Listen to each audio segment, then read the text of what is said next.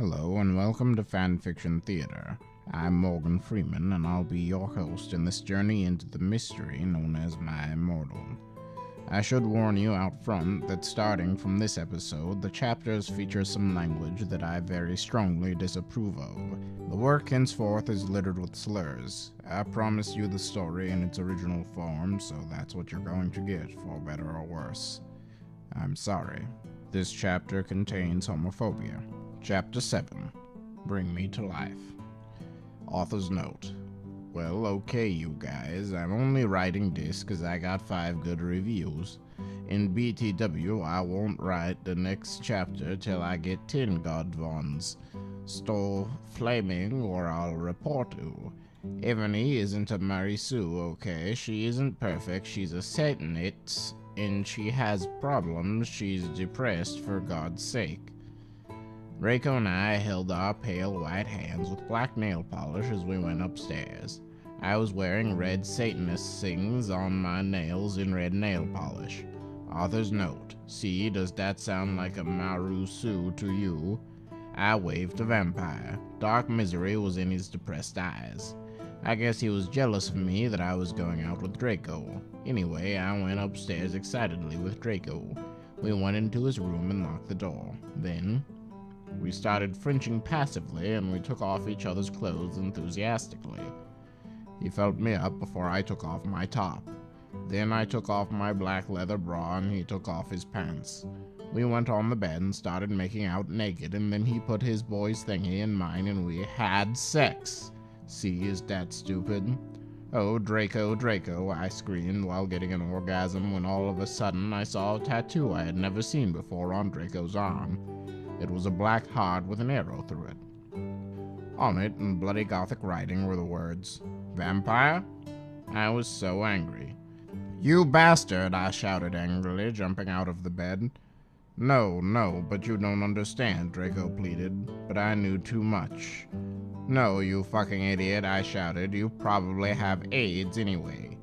I put on my clothes all heavily and then stomped out. Draco ran out even though he was naked. He had a really big you-know-what, but I was too mad to care. I stomped out and did so until I was in Vampire's classroom where he was having a lesson with Professor Snape and some other people. "Vampire Potter, you motherfucker!" I yelled. This chapter includes brief mentions of suicide. Chapter 8. Author's note. Stop flassing, okay? If you do, then you are a prep. Everyone in the class stared at me, and then Draco came into the room even though he was naked and started begging me to take him back. "Ebony, it's not what you think," Draco screamed sadly. My friend Bloody Mary Smith smiled at me understatedly. She flipped her long waist-length Gothic black hair and opened her crimson eyes like blood that she was wearing contact lenses on. She had pale white skin that she was wearing white makeup on. Hermione was kidnapped when she was born. Her real parents are vampires, and one of them is a witch, but Voldemort killed her mother, and her father committed suicide because he was depressed about it. She still has nightmares about it, and she is very haunted and depressed. It also turns out her real last name is Smith and not Granger. Since she is converted to Satanism, she is in Slytherin now, not Gryffindor. "What is it that you desire, you ridiculous dimwit?" Snape demeaned angrily in his cold voice, but I ignored him. "Vampire, I can't believe you cheated on me with Draco," I shouted at him. Everyone gasped. I don't know why Ebony was so mad at me. I had went out with Vampire, I'm bi and so is Ebony, for a while, but then he broke my heart. He dumped me because he liked Brittany, a stupid preppy fucker. We were just good friends now. He had gone through terrible problems and now he was Gothic. Like I would hang out with a prep. "But I'm not going out with Draco anymore," said Vampire. "Yeah, fucking right. Fuck off, you bastard," I screamed. I ran out of the room and into the Forbidden Forest where I had lost my virility to Draco, and then I started to bust into tears. This chapter contains an ableist slur. Chapter 9. Author's note. Stop flaming, okay? I didn't read all the books. This is from the movie, okay? So it's not my fault if Dumbledore swears. Besides, I said he had a headache. And the reason Snap doesn't like Harry now is because he's Christian and Vampire is a Satanist. MCR rocks. I was so mad and sad. I couldn't believe Draco for cheating on me. I began to cry against the tree where I did it with Draco. Then, all of a suddenly, an horrible man with red eyes and no nose and everything started flying towards me on a broomstick.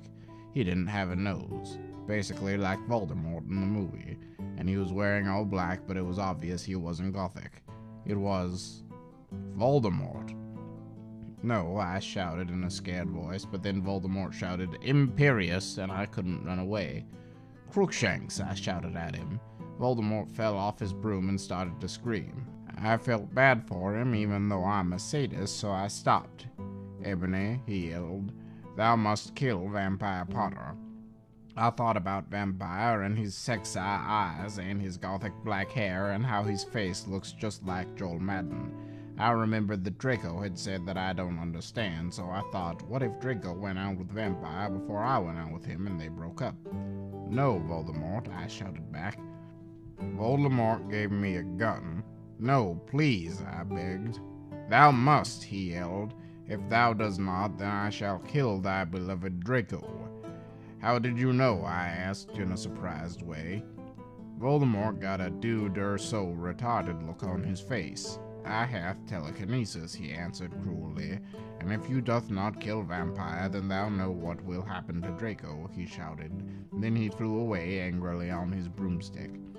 I was so scared and mad I didn't know what to do. Suddenly, Draco came into the woods. Draco, I said. Hi. Hi, he said back, but his face was all sad. He was wearing white foundation and messy eyeliner, kind of like a pentagram. Get it? Between Joel Madden and Gerard Way. Are you okay? I asked. No, he answered. I'm sorry I got all mad at you, but I thought you cheated on me, I expelled. That's okay, he said, all depressed, and we went back into Hogwarts together, making out. This chapter contains homophobia, self-harm, and suicide. Chapter 10. Author's Note. Stop it, you gay fags. If you do not like my story, then fuck off.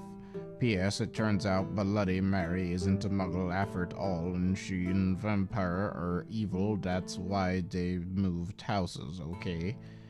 I was really scared about Voldemort all day. I was even upset, went to rehearsals with my gothic metal band, Bloody Gothic Rose 666. I am the lead singer of it, and I play guitar. People say that we sound like a cross between GC, Slipknot, and MCR. The other people in the band are Bloody Mary, Vampire, Draco, Ron, although we call him Diabolo now. He has black hair now with blue streaks in it, and Hagrid. Only today, Draco and Vampire were depressed, so they weren't coming, and we wrote songs instead.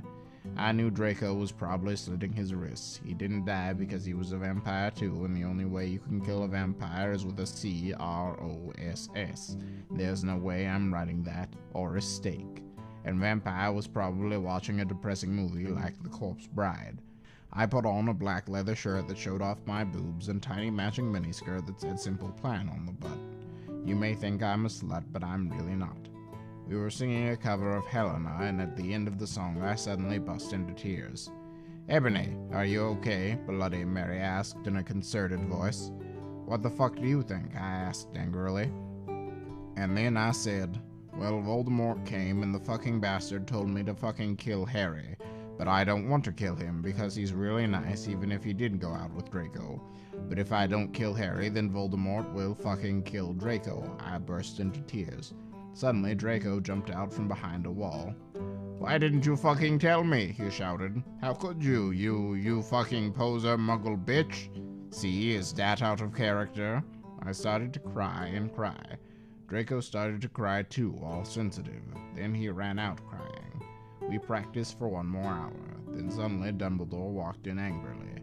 His eyes were all fiery, and I knew this time it wasn't because he had a headache. What have you done? He started to cry wisely. See, that's basically nut swearing, and this time he was really upset, and you will see why.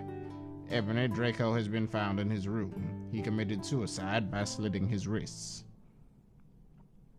This chapter, y'all, this chapter, it's so much.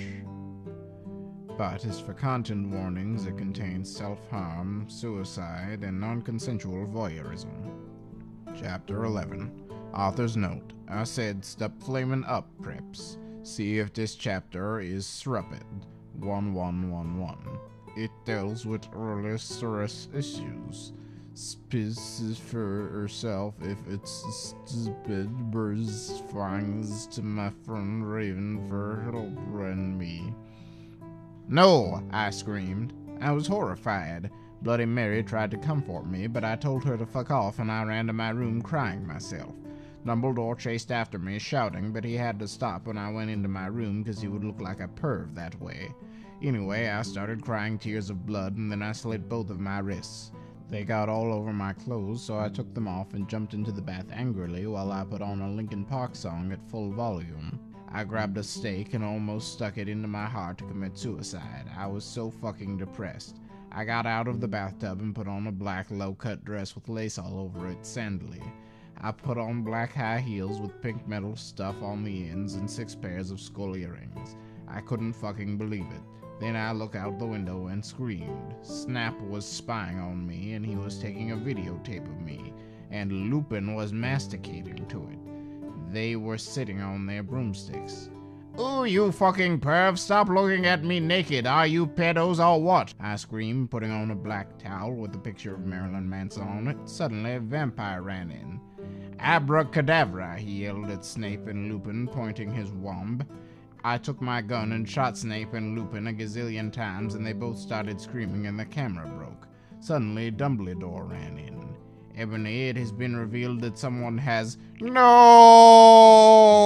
he shouted, looking at Snape and Lupin, and then he waved his wand, and suddenly, Hagrid ran outside on his broom and said, "Everyone, we need to talk." "What do you know, Hagrid? You're just a little Hogwarts student." "I may be a Hogwarts student," Hagrid paused angrily, "but I am also a Satanist."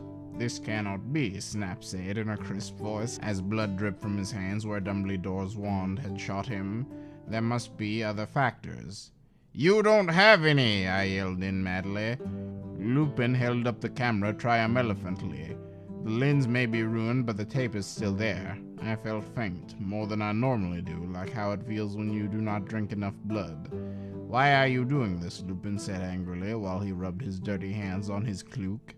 And then I heard the words that I had heard before, but not from him. I did not know whether to feel shocked and happy, or to bite him and drink his blood, because I felt faint. Because, Hagrid said, and he paused in the air dramatically, waving his wand in the air. Then swooped he in, singing to the tune of a Gothic version of a song by 50 Cent. "Because you're Gothic?" Snape asked in a little afraid voice, because he was a friend. It meant he was connected with Satan. "Because I love her." Well, that's gonna do it for this episode. I hope you enjoyed it. Things are starting to go off the rails. Special thanks to our Patreon supporters, whose names will be going by on screen now. If you want to get your name in the credits, along with a host of other benefits, pledge to us on Patreon at patreon.com/nfjulian. That's Julian with an E, not an A. Check the description for a link. Come back next time for more chapters of this. Until then, this has been Morgan Freeman, signing off.